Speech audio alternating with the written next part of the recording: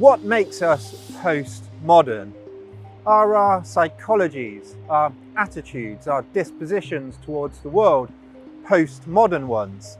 Or are we simply still modern? Well, to find out, we have to return briefly to last week's question. What is it that makes us modern?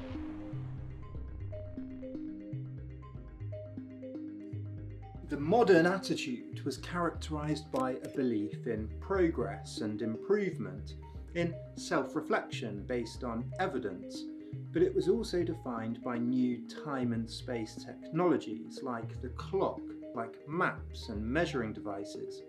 This allowed cooperation because they standardised the world and made it communicable to others. But they also make the world more complex.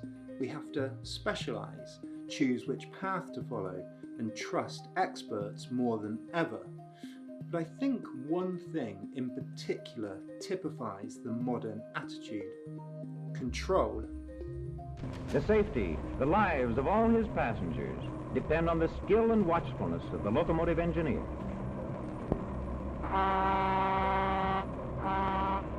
The sociologist Anthony Giddens described living in the modern world as being more like being aboard a careering juggernaut rather than being in a carefully controlled and well-driven motorcar. We can drive to some extent, but the juggernaut also threatens to career out of control. It might not even be in one piece. The carriages, wheels, drivers and desires of the passengers and the engineers all push and pull the juggernaut in different directions, at different intensities and speeds.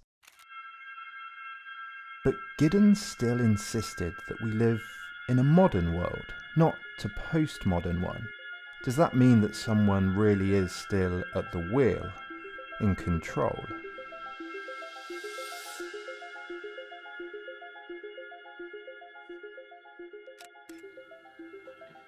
Okay, first, we should ask what we mean by control. We might think of control as being free to decide what to do, or as having the power to act, to move things, to command people, objects or ideas, to make plans and then carry them out.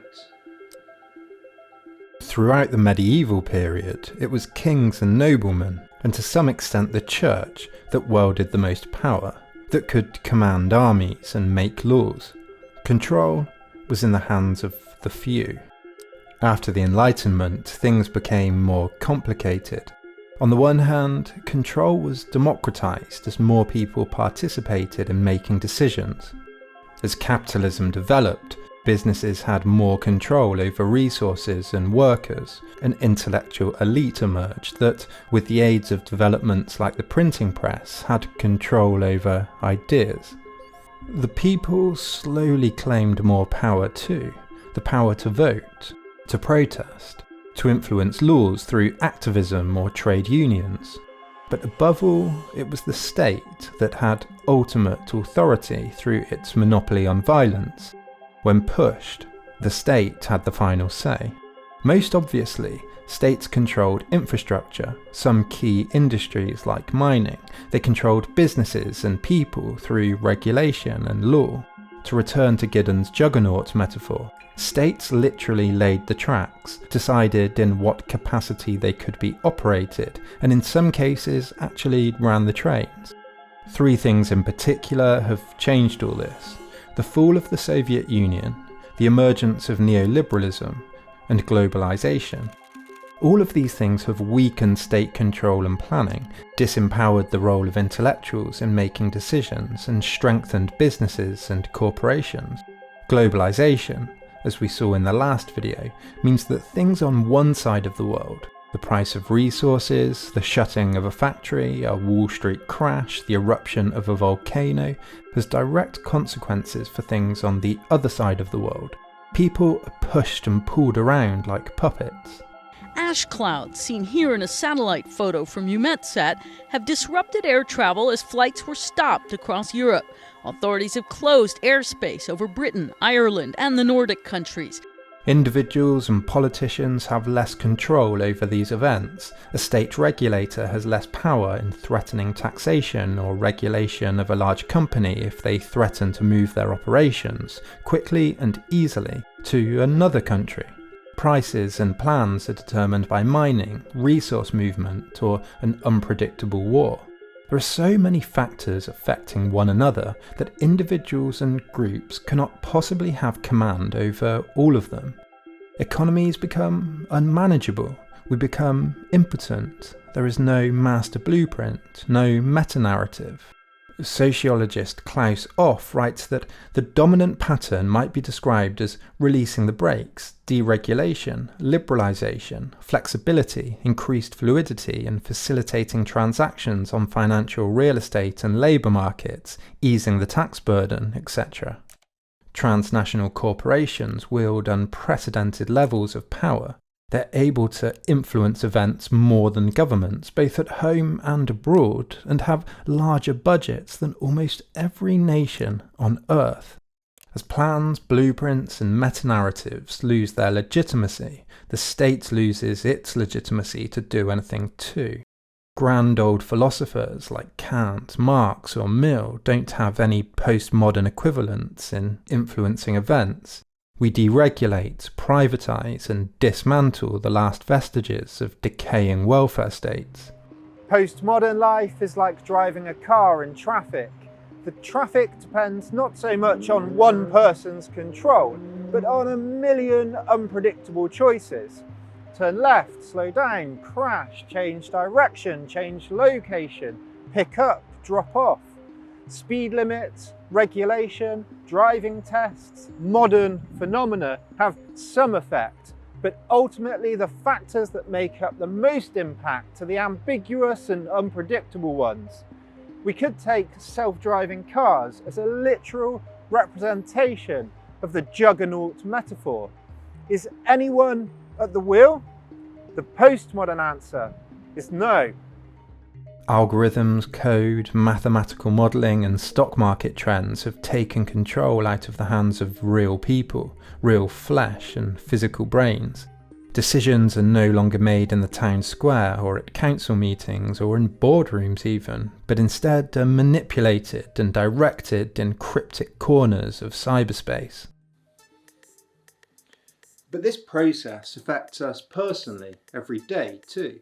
We no longer have one single map, one single plan, one single blueprint like the Ordnance Survey map, but are bombarded with different maps, different apps. There's no universally recognised system. We have a GPS app, a city mapper app, a tourist map, a virtual mixed reality map. The same goes for media outlets, weather apps, recipes, photo apps, messaging apps. We're inundated with choices. We become paralysed by choice. Time becomes disjointed too. Simple work hours with an inside and an outside symbolised by the clocking in system become blurred. We work from home more. We work on holiday. We work in coffee shops. We work at family outings, answering emails on our phones. Job security is more precarious as companies move their operations around. Family time, holiday time, work time, they all overlap. We're affected more and more by things outside our time zones, halfway around the world. Modern media ordered us, provided schedules, a few choices.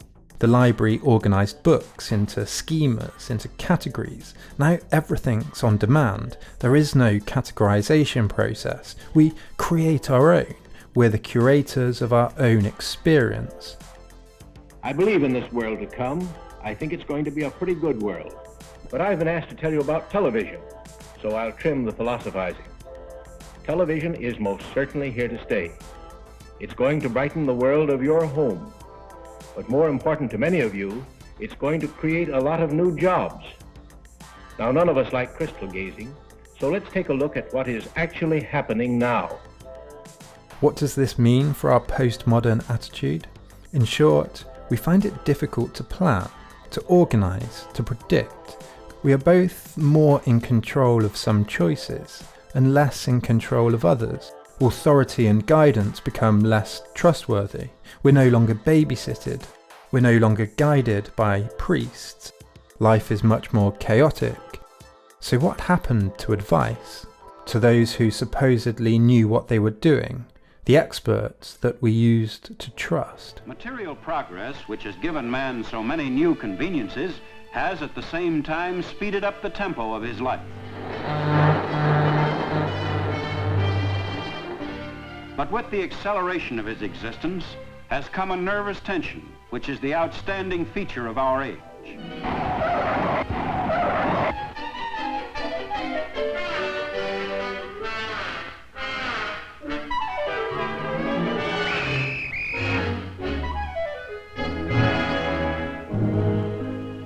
Dissatisfaction and boredom with the daily routines of life are increasingly apparent.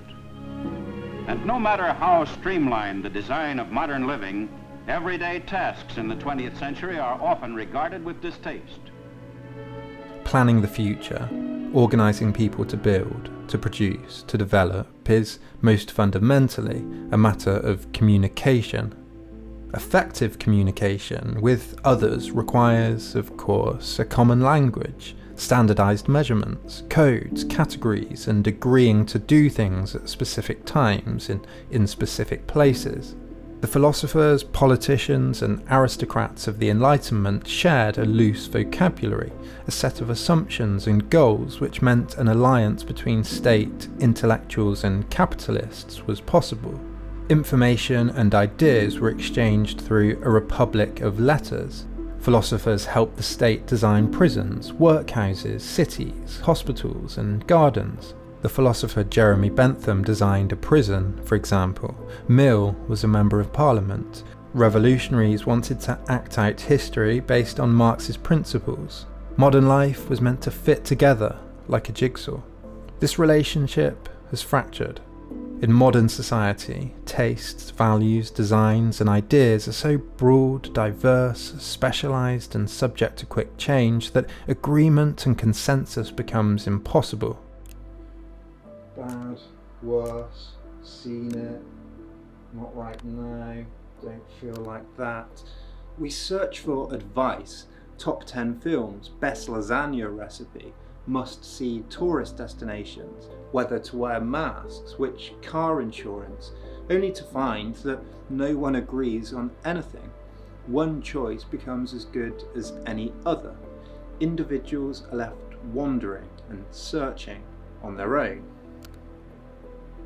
The sociologist Zygmunt Bauman, famous for trying to understand postmodernity, wrote, "One can learn how to express oneself as a modern, liberated, carefree woman, or as a thoughtful, reasonable, caring housewife, or as an up-and-coming, ruthless and self-confident tycoon, or as an easygoing, likeable fellow, or as an outdoor, physically fit macho man, or as a romantic, dreamy and love-hungry creature, or as any mixture of all or some of these." No one can become an expert in anything though. There's too much information. Ever more specialisation is key. You can no longer be a historian, but must be a historian of children's fashion in Vienna in the 1880s. Scientific findings change from week to week. Red wine is bad, then good, then bad but for different reasons. Masks are effective, then they're not, then they're effective again. What does this mean for our postmodern attitude? We don't know who to trust. We have no guidance. We're constantly searching. We're wandering in the desert, as Bauman has put it. We have more control and choice in many areas, but no yardstick, no criteria for making those choices. Does this lead to nihilism, to paralysis, to pessimism? During the past 50 years, all the arts have had to accept the triumph of the machine. Traditional forms of painting and sculpture have no function in our streamlined existence. If they are to find a place in the civilization of the next half-century, the visual arts must effect a compromise with the machine.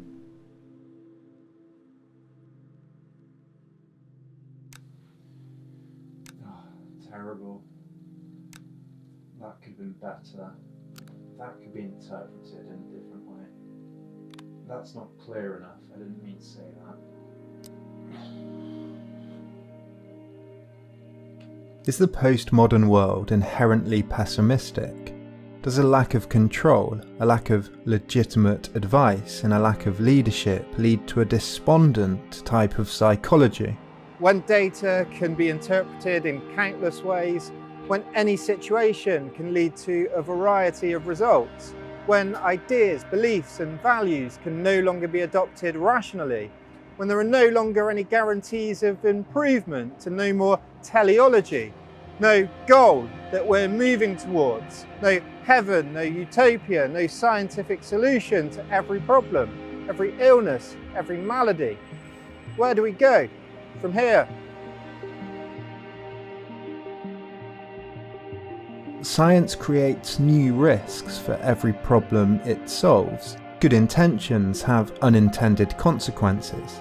Nuclear power, nuclear accidents, nuclear waste, fossil fuels, global warming, flooding, lung disease, plastic bottles, litter, the devastation of ecosystems, hospitals, superbugs, cars, road accidents. Biological, chemical and nuclear weapons become a pervasive threat, existentially hanging over all of our heads. And science also created asbestos cement roofing, which has made buildings safer and more durable. This material, available in many types and colors, is not only attractive, but fireproof too. It was natural that the scientists would turn to asbestos, for this is a remarkable mineral.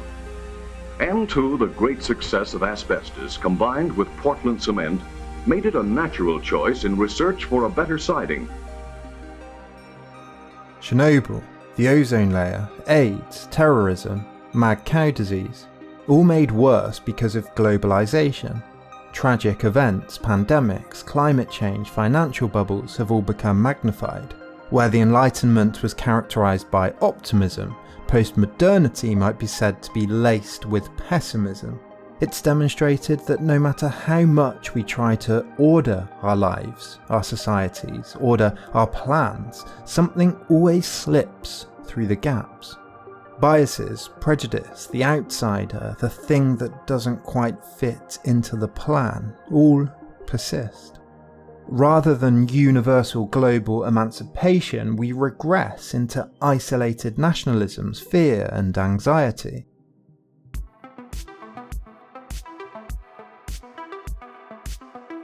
Values become contested. Marriage, nation, family, work, tradition, nature. They no longer mean what they used to mean. They're used, misused, reinterpreted, deconstructed and rejected. They become empty shells. Take just one example. Marriage. Traditionally, marriage was not about love, but about economic necessity, community care and reproduction. Love, falling in love, is a very modern idea. Modern marriage becomes about improvement, joy, adventure, passion. Whilst some elements of traditionalism are retained for their usefulness, the idea of building a life together is a very modern one. Planning, improvement, progress, control. Frank is a businessman, practical, responsible, sensible. He thinks of things in terms of cause and effect. As a modern, he even thinks about marriage that way. Years ago, the marriage deal worked if the husband was sober and brought home the paycheck every week. If the wife was faithful and produced a house full of children. Frank knows it doesn't quite work that way anymore. Under postmodernity, though, the value of marriage itself becomes questioned, something to be discarded. People want fewer or no children, divorce rates skyrocket, polyamory returns, alternative lifestyles become popular. In the same way, work becomes the gig economy, 0-hour contracts as companies prioritise flexible employment, quick turnover speeds, the ability to flexibly move capital and operations as conditions change. Production is no longer about large-scale Fordist factory lines, but smaller, swappable components, and that includes people.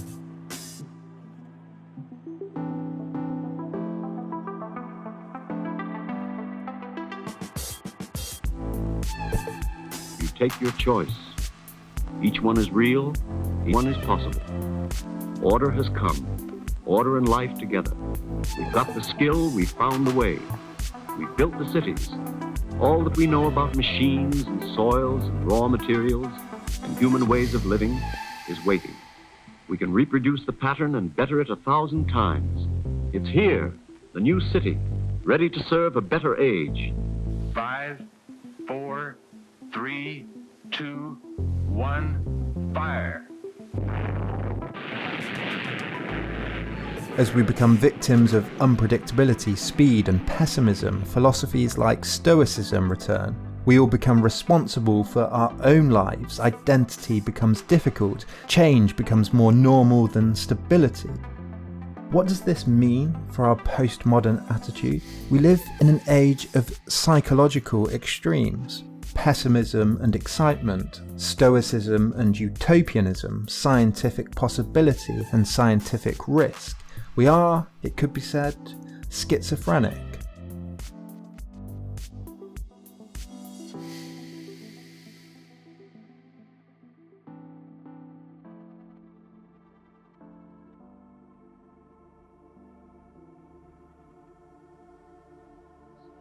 Each day, as thousands of persons visit the chain stores in their neighborhoods, their journey carries them past powerful messages advantageously placed on nearby poster panels. So, where are we going if there's no plan? Modernity means the planning and building of factories, housing, food, medicines and products based on simple needs. But for Bauman, postmodernity is defined less by production and more by consumption. You're not what you do, but what you consume. We're defined by our music tastes, the games we play, global trends, accessories, clothes, even health and fitness become personalised. Postmodernity is driven less by reason and more by desire, by adverts that are designed to pull us in and activate a craving. Bauman writes that seductive impulses, to be effective, must be transmitted in all directions and addressed indiscriminately to everybody who will listen. shopping malls, Las Vegas, Disney World, they all seem ordered on the outside, but it's a facade designed to draw us in, to encourage the short-term pursuit of pleasure with no real long-term goal. News gets traction through clickbait, through appeals to emotion, to shock and awe. We see the worst news because it's the most shocking, and the best because it's the cutest or the most heartwarming, and whatever's in between gets lost. It's either ISIS or kittens. Politics is left to desires too. We like big characters, joke tellers with charisma and screen presence. We're moved from politicians making plans based on their own ideas to politicians just being led by polling. Bauman writes that the consumption of political platforms and the making of decisions on controversial issues are guided by the advanced consideration of the relative popularity of the intended move and careful calculation of the anticipated electoral gains and losses. For the rest of us, politics becomes a matter of campaign politics. Goals become fractured into divisible elements rather than any overall ideology or metanarrative. Stopping a train line, banning trucks from driving through a village, campaigning for a new road, micro-level issues dominate. Again, global issues and international projects disintegrate into nationalisms, isolation, and local independence movements. We're driven by issues that are personal to us, that tug on our heartstrings, by news that either makes us go, "ah," or makes us go, "ah," or "ah." What does this mean for our postmodern attitude? We're desensitised. We've seen the funniest cat video and the worst possible atrocities. We're led by our desires, our emotions, and the world is too. Yes, we are still modern. We still try to think logically and rationally and make plans, but emotions and unpredictability have returned. We have to go with our gut, pursue what's most pleasurable, and always be on the search for new tastes.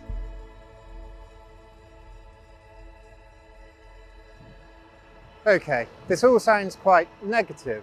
Difficulty in planning, predicting, a lack of control and trust, schizophrenia, less confidence in guidance, more responsibility placed on our shoulders, both to look after ourselves and to choose for ourselves. We're seduced by drives, by advertising. Emotions become as important as reason. How can we possibly make sense of all this? Where are we heading? Bauman has written that history has become a playground of the contingent, the unexpected, the fortuitous, the capricious, the undetermined and the unpredictable. For the moderns, time had a definite, progressive orientation towards bigger and better, a forwards and backwards, a future and the past.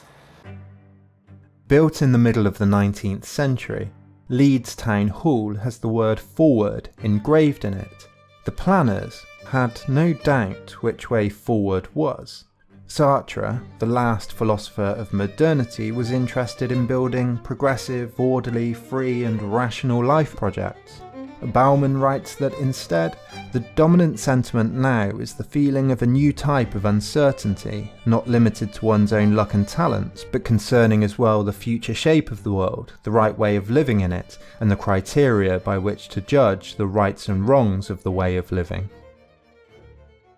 He likens being postmodern to being either a tourist or a vagabond, always exploring and wandering, looking around the next corner both digitally and physically. We no longer have definitive guided tours or sacred destinations. We're not pilgrims. Instead, we're more like modern explorers, searching our own subjective experience, our own desires, our own sense of place. Colonial explorers of our own minds, maybe. We're all nomads, wandering, searching, deconstructing, looking for meaning and belonging. We hardly need to be reminded that we live in a world that is becoming more complicated and more crammed with information every day. One description for this vast quantity of data on everything from the lifetime earning records of an individual to the beeps and pulses relayed to Earth from a space satellite uses that overworked word, explosion. This time, an information explosion. The postmodern condition defies any single interpretation. It's dizzying, contradictory, and by its nature, difficult to pin down. This has been one of many possible narratives, and one that at times has maybe seemed pessimistic. But postmodernity opens up as many avenues as it closes. We might have no guides, no priests, less legitimate leadership, but the steel cage of certainty and oppressive authority becomes more difficult to justify and sustain itself too. Yes, we're pushed and pulled around by emotion, desire, advertising and consumerism, but those same drives are the ones that sustain the drive to create new values, new ideas and new ways of living.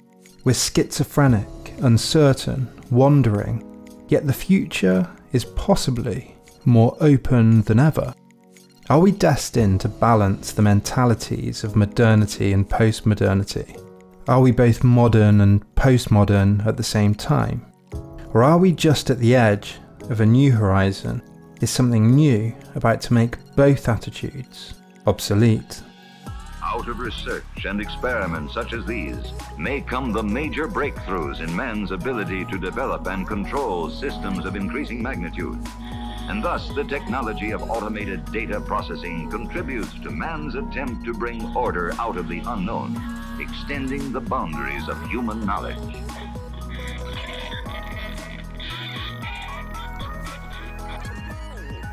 If you've enjoyed this exploration of modernity and postmodernity, it's part of ongoing research for a postmodernity project looking at the history and the emergence of the concept, an in-depth look at how it originated and the conditions that created it. So if you want updates about that, if you want to read about that, if you want to join the conversation about that, you can do so over at Patreon and on Discord and get your name in the credits and help me out making new videos. Thanks to all these people Remember to hit like, share, subscribe. Thanks so much for watching. I'll see you next time.